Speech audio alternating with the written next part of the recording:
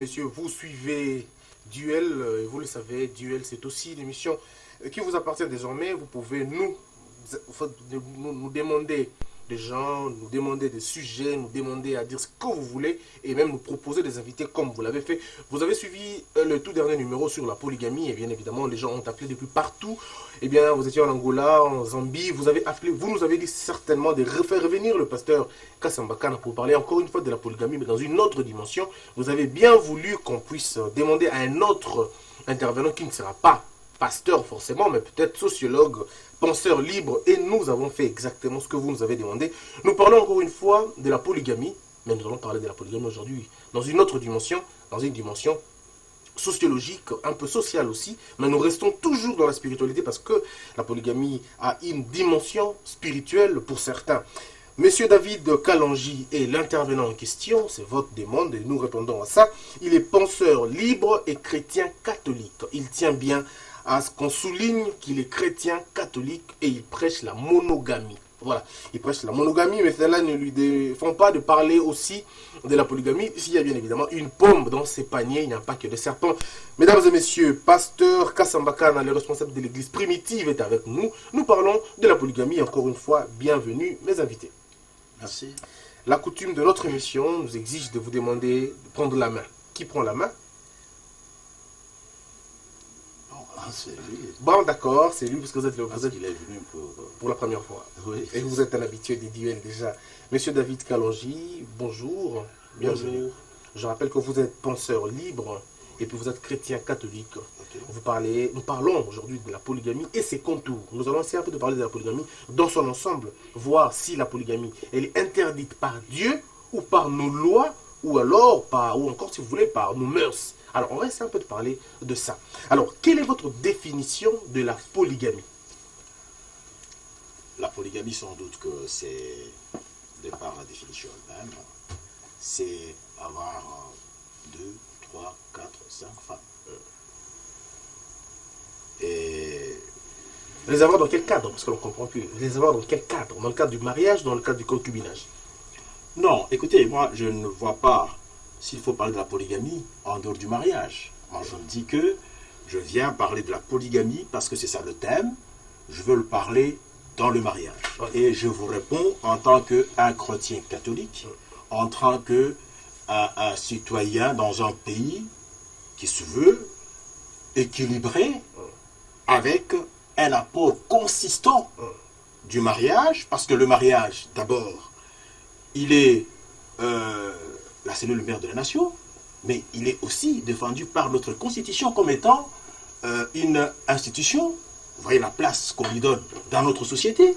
Donc je me sens tout à fait vraiment à l'aise pour que je parle de la polygamie. Alors, mais dans le mariage, je m'inscris en faux, d'abord, comme pour dire que le mariage polygamique, il n'est pas en tout cas quelque chose que Dieu a institué, a demandé aux gens de faire.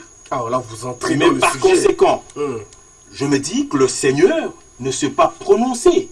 Il a lui parlé en termes de un homme quittera son père et la femme quittera aussi sa propre famille.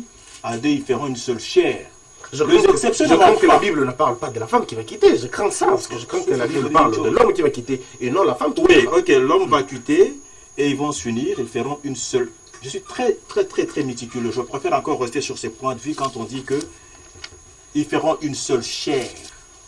Mais Dieu n'est pas revenu sur la polygamie. Il n'a pas parlé de la polygamie. Est-ce que le principe de... C'est comme pour dire que... qu'il est dit mot consent s'applique aussi là ou ça ne s'applique pas? Pourquoi pas? Là, je te choque. Pourquoi pas? C'est une question. Répondez plutôt. Moi, je veux dire tout simplement qu'il y a des exceptions qu'on a vues dans la Bible. Je parle des exceptions. On les a vues venir. Comme par exemple David avec les autres et tout ça là. Ce sont des Dieu exceptions. parle. C'est une exception tout simplement. Est-ce que vous pouvez nous citer un cas de la monogamie dans l'Ancien Testament? Si vous en connaissez un seul. J'en connais beaucoup plus. Allez-y, un seul. Ah, il y a eu des gens qui se sont mariés à une seule femme. Un seul, on attend. Ouais. On attend un seul. Non, il y en a eu beaucoup de par la Bible. Je ne veux pas le Un citer, seul, on ça, attend. c'est- Alors, quand ça ne vient pas, on va relancer le on va pasteur demander- Kassambakana. Oui. Alors, pasteur Kass, pasteur Oui. Kassamba, La polygamie, c'est vrai, vous l'avez défendue, vous la défendez parce que vous dites que c'est la volonté des dieux. Mais alors, dites-nous, à partir de quel moment nos sociétés ont refusé la polygamie? À partir de quel moment? Pour notre pays, par exemple, avec les documents que nous avons à notre disposition, c'est en 1948 que le Parlement belge a décidé d'ériger en infraction à partir de 1951 la polygamie.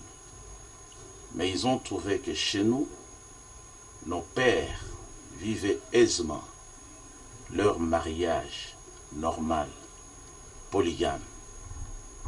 Ils ont eux-mêmes statué en disant qu'il y avait deux formes de polygamie vécues ici au Congo, la petite et la grande. Donc, pour notre pays, c'est à partir de 1948, même à la conférence nationale souveraine, ceux qui ont travaillé là-dessus, ils ont donné le même rapport. Ce sont les Belges à partir de 1948. Est-ce que ce n'est pas par rapport au désastre que la polygamie a fini par causer, les femmes qui sont dépourvues de leurs moyens, généralement marginalisées, les enfants qui souffrent après la mort de leur père, problème de succession, ainsi de suite. Est-ce que ce n'est pas par rapport à tout ça que, bien évidemment, les nations se sont dit, eh bien, on doit arrêter cette histoire de la polygamie? Vous ne pensez pas? Non, c'était le diable avec les Européens. Parce que le siège de Satan maintenant, c'est en Europe, c'est-à-dire en Italie. C'est le diable avec sa fausse église catholique qui a voulu tout simplement... Mais là, vous l'envoyez balader parce qu'il est de l'église catholique. Ah, c'est son problème. S'il demeure catholique jusqu'à la fin, il va aller à la perdition. Je pourrais les placer dans Apocalypse, qui est la Révélation chapitre 17. Okay. Mais ce sont les Européens qui ont poussé leur formation appelée Église catholique à faire cette action satanique pour contrarier le Seigneur. Voilà. Alors, Monsieur David Kalonji, nous revenons avec vous. Dites-nous, pourquoi dans l'homme se trouve la sémence de la polygamie? Pourquoi les biologistes, les scientifiques pensent que 80%, même 90% des hommes ou d'hommes, pardon, commettent la polygamie, vivent, pardon, dans la polygamie? Pensez-vous que ce n'est pas une histoire de Dieu directement? Parce que c'est encore. D'abord, je préfère répondre à la première question qui est restée en suspens. Tu m'as posé dans l'Ancien Testament. Ah, vous avez trouvé? Adam et Ève. Ok. C'était un homme et une femme. Ah, vous avez trouvé, ils n'étaient qu'à deux, ces gens-là aussi, ils n'étaient pas trois. C'est une bonne question, je vous la retourne. Votre question seule de savoir, maintenant là, c'est... Est-ce que vous ne trouvez pas que dans l'homme, il y a une sémence de la polygamie? Parce que 90% se sentent dans la polygamie. On a toujours tendance à trouver une deuxième femme, une maîtresse, comme on l'appelle en France et en anglais. Moi, je me dis quelque part que l'histoire d'amour et l'histoire du mariage, c'est quelque chose de spirituel.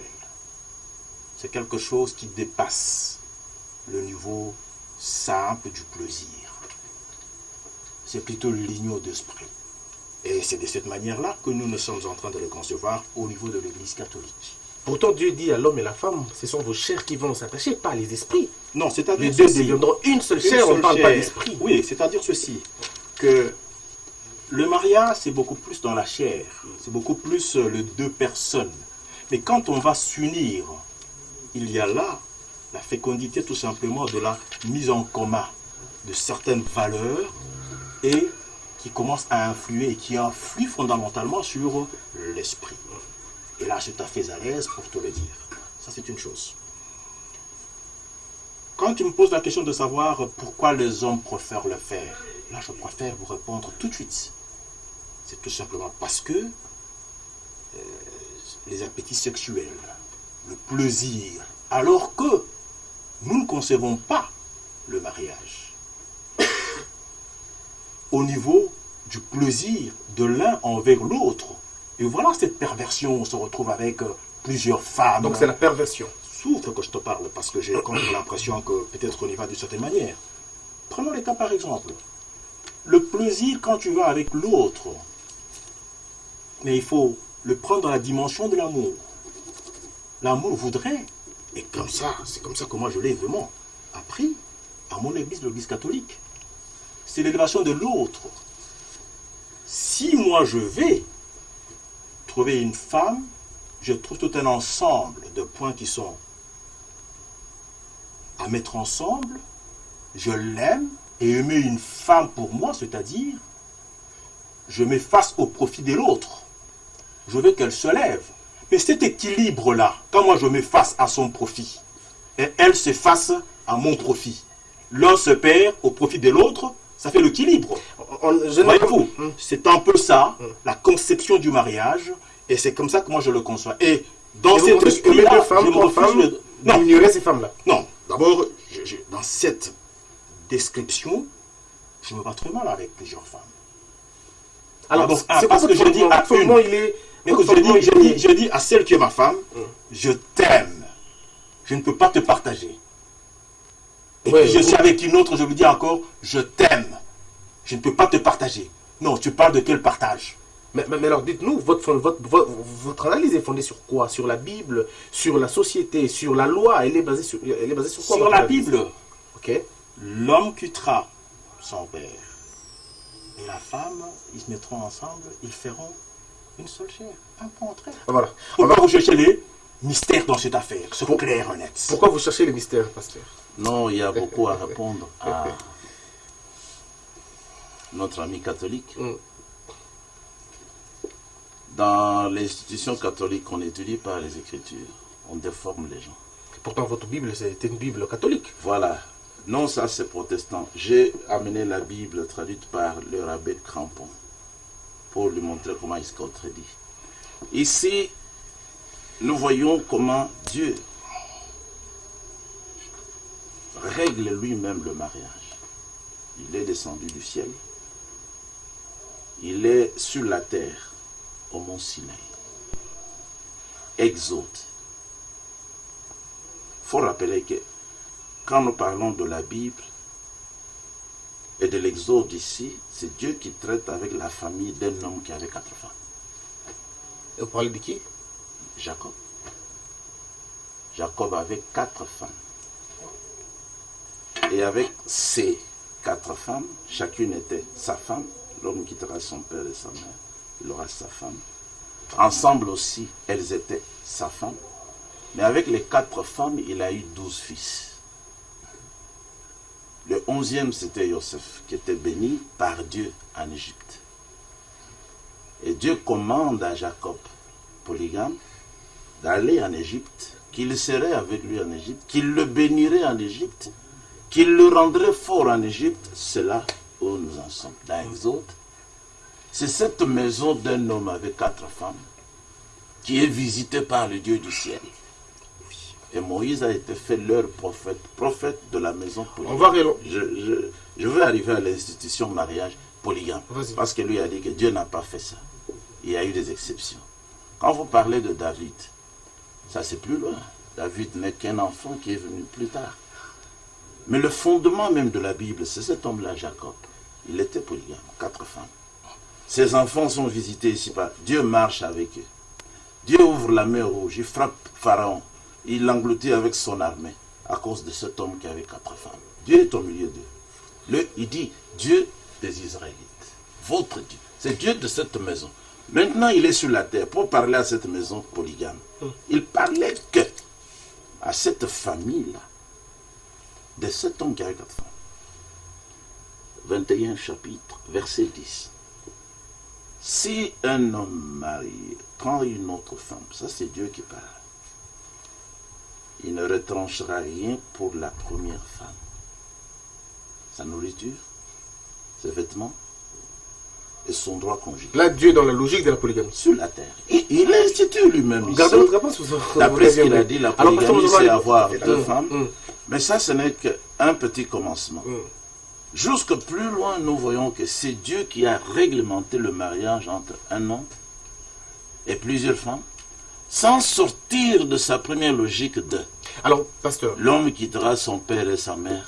Alors, pasteur, nous allons passer par une analyse que M. Kalonji va rebondir sur ça. Ne trouvez-vous pas que Dieu nous a tellement aimés qu'il nous a donné la raison pour comprendre que la polygamie serait désastreuse pour nous, parce que les animaux le font aussi. Nous avons les chiens qui sont polygames, les crapauds le sont aussi. Est-ce que nous, on n'est pas humains pour avoir les discernements pour comprendre que ça, on ne peut pas faire? pour nous différencier des animaux. Mais les hommes de science, c'est-à-dire ceux qui ont quand même étudié bien, ils savent que l'homme est un animal à sang chaud. Oui, en biologie, ça on se rappelle. Voilà. Maintenant, on se rappelle. Dieu n'a pas institué, parce que c'est Dieu qui a institué la polygamie à cause du rang de l'homme. Il ne l'a pas fait seulement pour l'humanité, mais aussi pour la bestialité. Le prophète que Dieu a envoyé, il a révélé les Saintes Écritures que Dieu est l'auteur de la polygamie, et pour les hommes, et pour les animaux. Parlez de Branham. Donc la polygamie a été introduite par Dieu, aussi bien chez l'homme que chez l'animal. Alors, on va revenir avec M. David. Je pourrais même Kalonji. dire, pour appuyer votre questionnement, qui est très profond et très intelligent. Merci. On a interdit aux prêtres de leur religion de se marier. Mais combien tombent-ils avec les femmes d'autrui, avec les filles d'autrui? Ce sont des accusations que vous devez avoir. Ok. J'ai envoyé un frère à moi qui est venu des États-Unis. Il est venu pour se marier. Sa fiancée avait été connue par un prêtre. Voilà. J'ai dit, allez jusqu'à Matadi.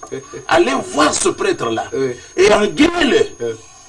Pour qu'ils sachent qu'ils agissent mal. Ils doivent se marier. Alors, M. David Kalonji, vous ne trouvez pas que ceux qui combattent la polygamie sont dans des maîtresses? La France, la Belgique, les grandes nations disent être contre la polygamie, mais ils ont des maîtresses, ils ont de deuxième femmes, troisième femmes. À l'époque, on a même appelé de bureau, troisième bureau, quatrième bureau, cinquième bureau. Est-ce que vous ne trouvez pas qu'en combattant la polygamie, vous combattez un phénomène naturel et peut-être divin aussi? Sauf que je vous dis une chose. Allez-y. Quand on parle de Dieu, Dieu ne voit pas le noir, il ne voit pas le blanc. Dieu voit l'âme. Dieu voit l'être humain. C'est très important. Je constate curieusement que quand le pasteur parle, il revient constamment sur un petit sentiment, un goût amer, comme s'il y avait quelque chose de noir et de blanc. Ah, vous pensez qu'il est trop... Je ne veux pas dire... C'est à moi de le dire, parce que si jamais je ne le disais pas, c'est comme si je ne disais pas les choses en face. Mais en face, je veux lui dire ceci. Pasteur, c'est de bonne foi que je le dis, mais je souhaiterais que nous puissions le comprendre de cette manière. Si on avait donné la chance que la race noire soit au devant de l'évolution du monde, parce que nous sommes faits de la matière, l'homme noir n'allait pas faire mieux. Pourquoi? Que ce que l'homme blanc a fait. C'est parce que tout simplement, l'homme blanc, il a développé une politique qui n'est pas équilibriste, quoi. Hein? Qui est vraiment une politique où il a le plus fait du mal au noir. Mais si on avait donné la chance au noir d'être le premier en intelligence. Par qui? Non, je dis bien si. Où allez-vous en venir, hein?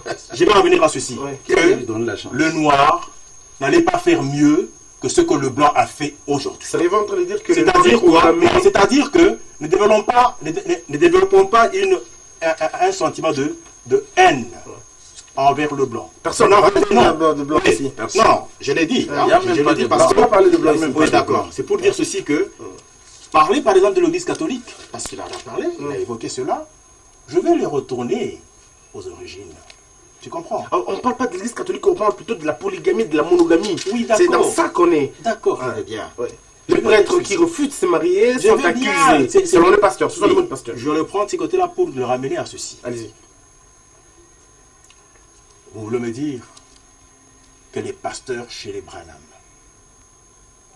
ils ne tombent pas dans la fornication? Parlez plutôt de lui, parce que lui, il a une église à lui, qui est l'église primitive. Bon, même dans l'église primitive, voilà. Est-ce qu'il n'y a pas de... Je peux lui répondre, frère. Vous parlez de tomber dans la fornication. Ça peut se concevoir. Ces gens-là n'ont pas dit, nous n'avons pas besoin de femmes. Mais vos chefs ont dit ouvertement, nous n'avons pas besoin de femmes. Alors que ce sont des experts, même dans l'adultère. C'est bien d'accuser. Ce sont des mots du pasteur. Répondez. Non, je n'ai pas fini. Quand il parle des noirs, mais je vous apprends Parce qu'en vous entendant parler français, vous devez avoir été à l'université. Ce sont les Noirs qui étaient des grands sur la terre. Alors on va pas faire ce coup de revenir. C'est la Bible On qui parle le pas dit. de l'histoire, parce qu'on parle plutôt de la polygamie. C'est la Bible Nous savons qui tous. le dit. Alors, oui, monsieur David, allez-y.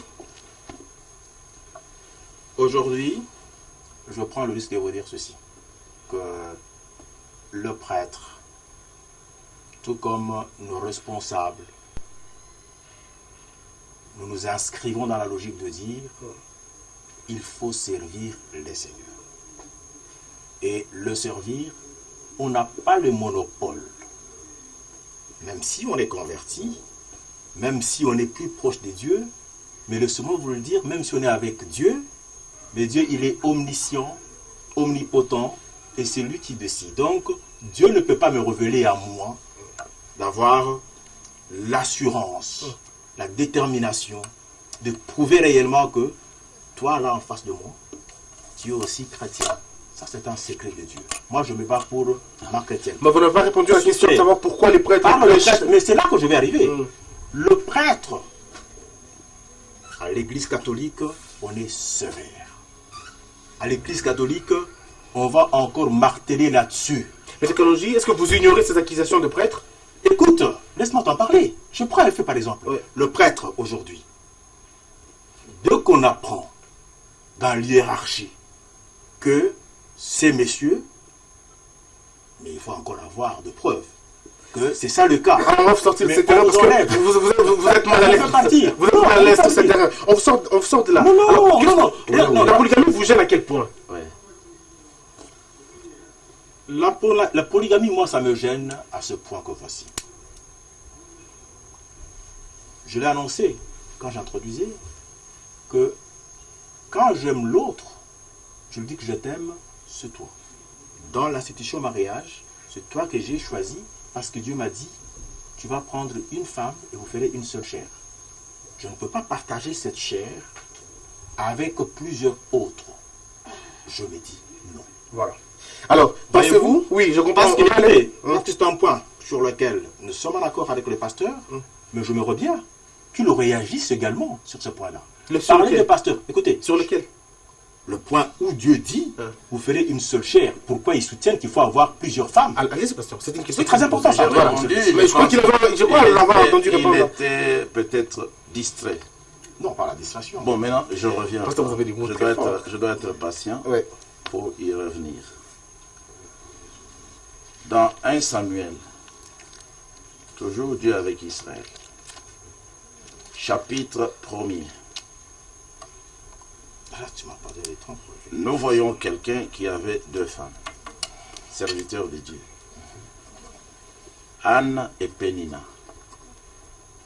Pénina est appelée sa femme. Avec elle, il formait une seule chair. Au verset 19, Anne aussi est appelée sa femme. Avec elle, il formait aussi une seule chair. J'avais déjà dit que Dieu qui a dit que l'homme quittera son père et sa mère et s'attachera, c'est-à-dire s'accouplera avec sa femme, il ne s'est pas contredit lorsqu'il a dit par la suite que l'homme avait la possibilité d'avoir même 1000 femmes comme le roi Salomon. Parce que chacune de ces 1000 femmes était sa femme. Pasteur, Dieu dit ça dans la Bible? Que l'homme avait la possibilité? Non. Je dis que Salomon avait 1000 femmes. Il n'avait pas péché. Mais Dieu le dit. Est-ce que vous ne Dieu le comprenez dit pas dans les besoins de l'homme? Deutéronome 27, verset 20. Maudit soit celui qui prendra l'une des épouses, nombre indéterminé, de son père. Car il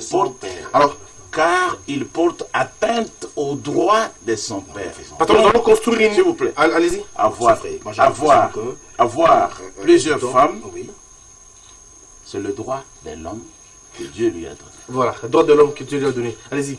Rapidement, parce que nous Je devons constate avancer. curieusement qu'à ma question de dire on quittera, on fera une seule chair, le pasteur explique par autre chose. Par quoi? Parce qu'il dit bien, moi je l'ai très bien dit ici, je dis, il y a une... Les exceptions, Dieu n'a pas dit non aux exceptions, parce qu'on les a vues dans la vie. Ces exceptions sont des péchés, ces exceptions sont des aberrations. Non, ces exceptions, moi je te C'est parle des choses que Dieu voulait dire. avoir. Vraiment, tu l'as dit. Je prends le cas par exemple de David. David avait plusieurs femmes. Mais Dieu vous dit que c'était l'un de ses meilleurs. Celui qu'il a le plus aimé, qu'il a le plus utilisé. Et encore le bon Dieu exige. Il le dit. Fais-moi ceci, fais-moi cela. Il le fait très bien. Jamais le bon Dieu a parlé de ces plusieurs femmes. C'est-à-dire que le Seigneur n'autorise pas, mais c'est une exception que Dieu ne punit pas. Et c'est clair. Donc c'est un péché? Laissez-moi. Non, écoutez, souffrez. Si, c'est pas un C'est péché. une exception que Dieu, parce qu'il est omniscient, il est omnipotent, s'il faut qu'il punisse, c'est pas à nous de lui demander de punir. Tu comprends? Ah, donc Dieu Ça, peut, c'est un domaine Dieu réservé peut- à Dieu. Dieu peut le Mais punir dans un souffre, domaine, mais le Seigneur, et à il vous nous, laisse vous. souffre, et je le dis bien au pasteur, le Seigneur nous dit à nous, les humains, parce que nous ne sommes pas se préférer comme David. Oh, non. Il a dit ça, c'est allez-y. mon... Allez-y. Non, il a dit ça, c'est mon préféré, c'est un fait. Ok. Mais nous sommes quand même ses enfants, c'est un fait. Un homme et une seule femme. Pourquoi vous voulez faire l'exception? Et là, j'ajoute encore et je martèle encore. C'est pour les besoins tout simplement d'appétit sexuel. Des besoins On veut bien libidineux. aller dans plusieurs femmes. Alors, merci. Je prends un fait d'abord. S'il vous plaît, on va Soufflez, je termine parce que je soutiens la polygamie. Oui. Il a donné un peu trop du temps, mais là je vais revenir là-dessus. J'attaque en disant ceci. Ah.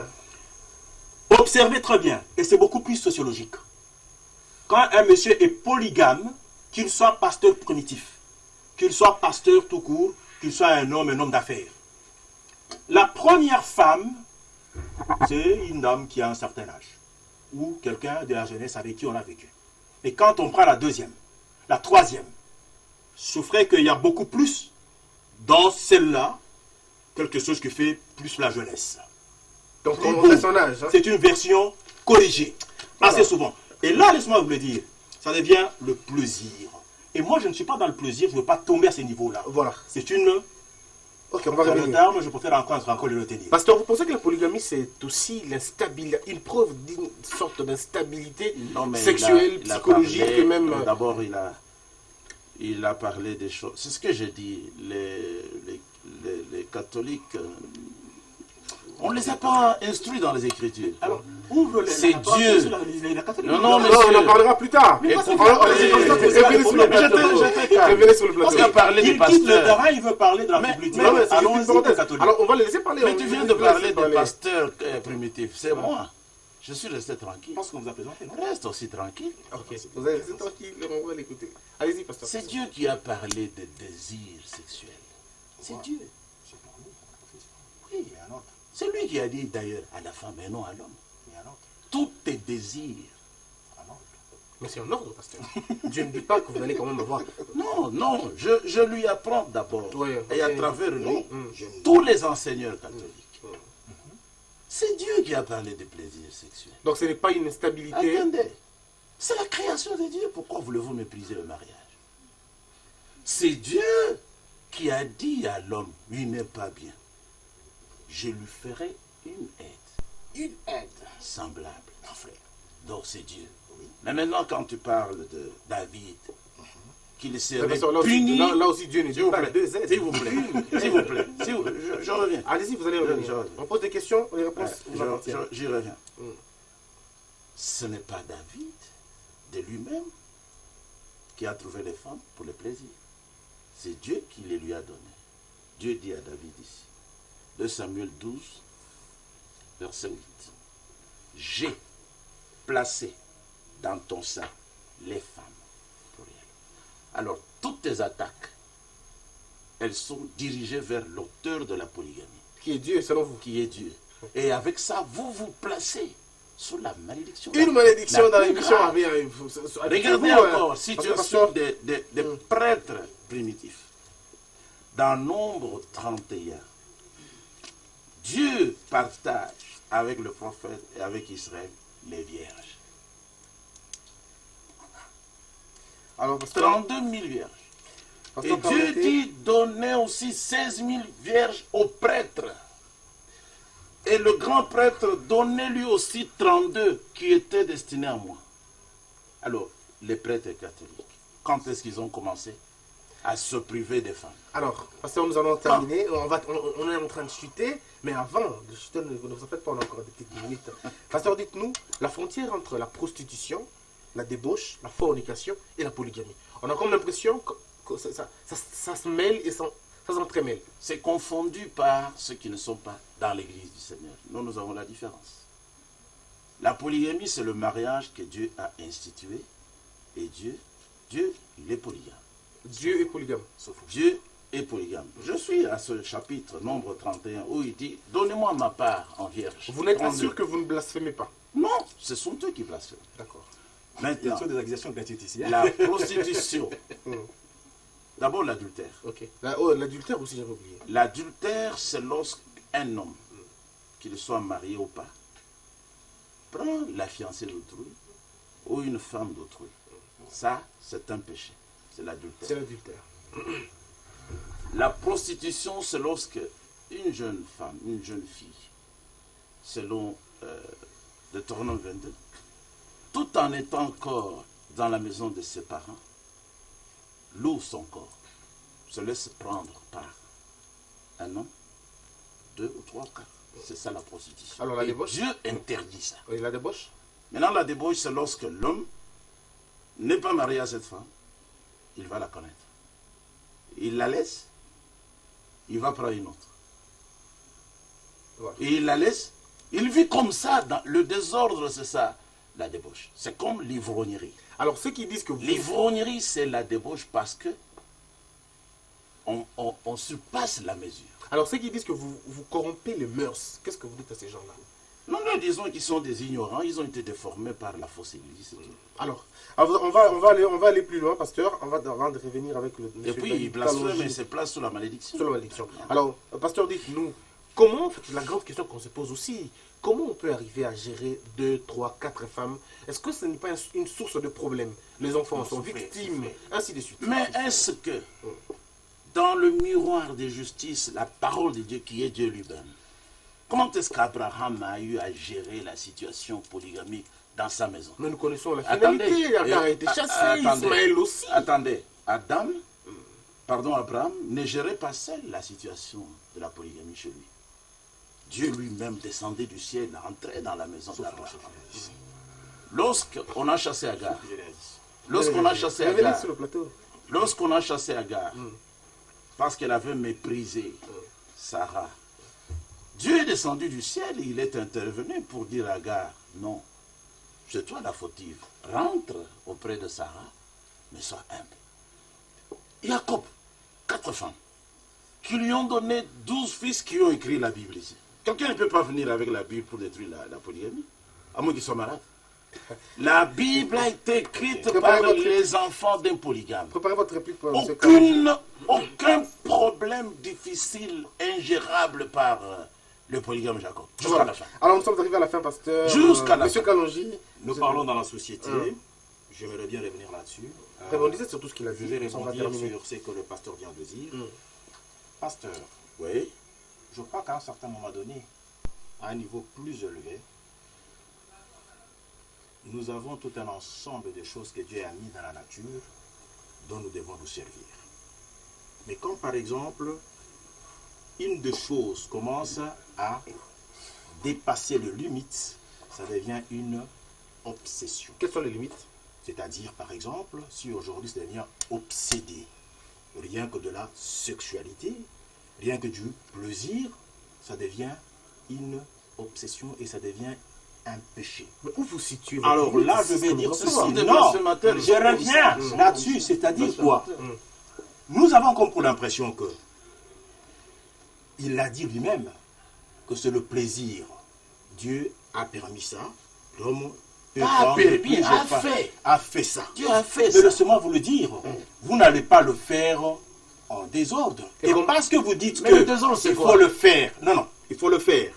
Quand vous avez besoin de le faire, prenons que vous avez le moyen, parce que c'est ceci aujourd'hui, si tu as le moyen et que tu veux avoir ce plaisir, d'avoir plusieurs femmes, tu peux l'avoir selon sa thèse, n'est-ce pas? Non, selon la Bible. Selon la Bible. Non, je ne pense pas que c'est la Bible, c'est vous qui la déformez. Laissez-moi lire. Pourquoi? Pour des raisons qui sont faciles. Laissez-moi lire.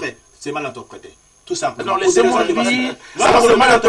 Laissez-moi lire. Parce qu'aujourd'hui, Barack Obama a beaucoup d'argent et s'il a le plaisir de le faire, par exemple, avec tout le monde, il peut le faire. Mais maintenant, il conseille les gens. Il conseille les gens à accepter l'homosexualité qui est une abomination. Alors qu'il a l'argent. Alors, on va Ne me parle pas de ce type sous la malédiction.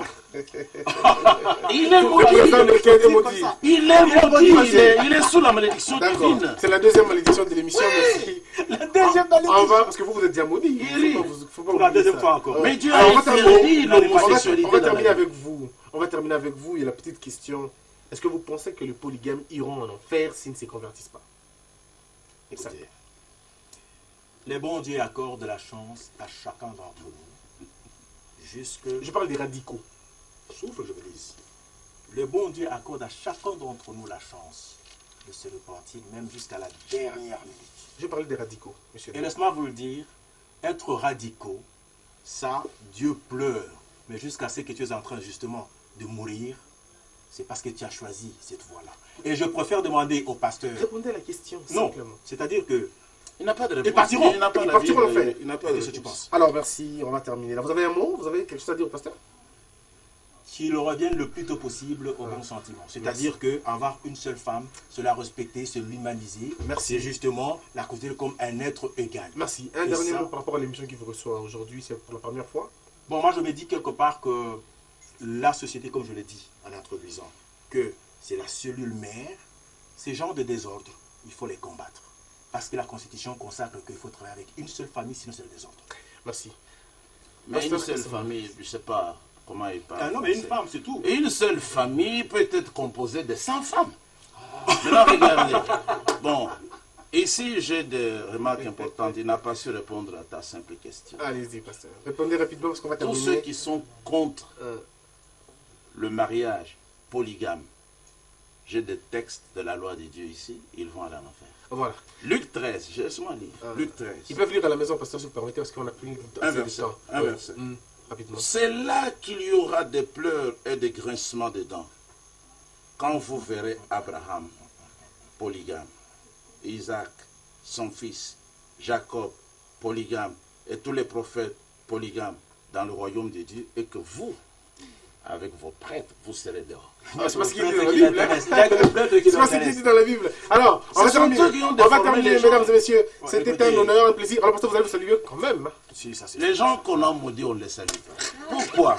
Pour les encourager. Encore une fois, mesdames et messieurs, nous allons vous retrouver très prochainement, peut-être avec les deux invités pour parler encore un autre message. Il remplace même le bon Dieu. Le bon Dieu me donne encore la grâce. Que je peux toujours, mais lui... Il dit quand il te fera grâce, il va te saluer. Mesdames et messieurs, c'en est fini, on se retrouve très prochainement. Portez-vous bien, que la peur quitte nos esprits et que Dieu bénisse la RDC. D'accord, merci.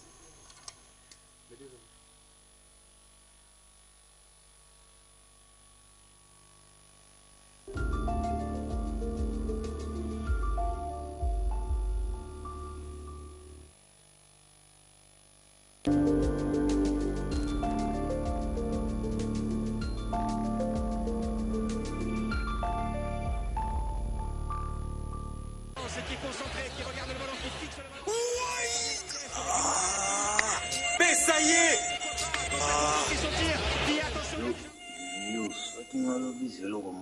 yo ngungi mokie boye ozonyokola tata mokolo boye zela sikoyo nayeba makasi na yo na good night fast card. Good night fast card. Gumba pelisa fula tia na sani ya mbeli na 3 minutes ya pamba bangungi bakufi eza na likama te mpo na bana solo kitoko. Oh menyanga te mitako. Good night fast card protection mbala moko. Important de marquer maintenant au deuxième poteau. Ngungu alelisaki na première mi-temps na deuxième mi-temps biso nde tolelisi Pona makoki mukie toza na Good Night Fast Card. Pona protection ya tango molai toza na Good Night Active Plus System. Branché na prise soki bangungi baza ebele o matisi pression na tango moke.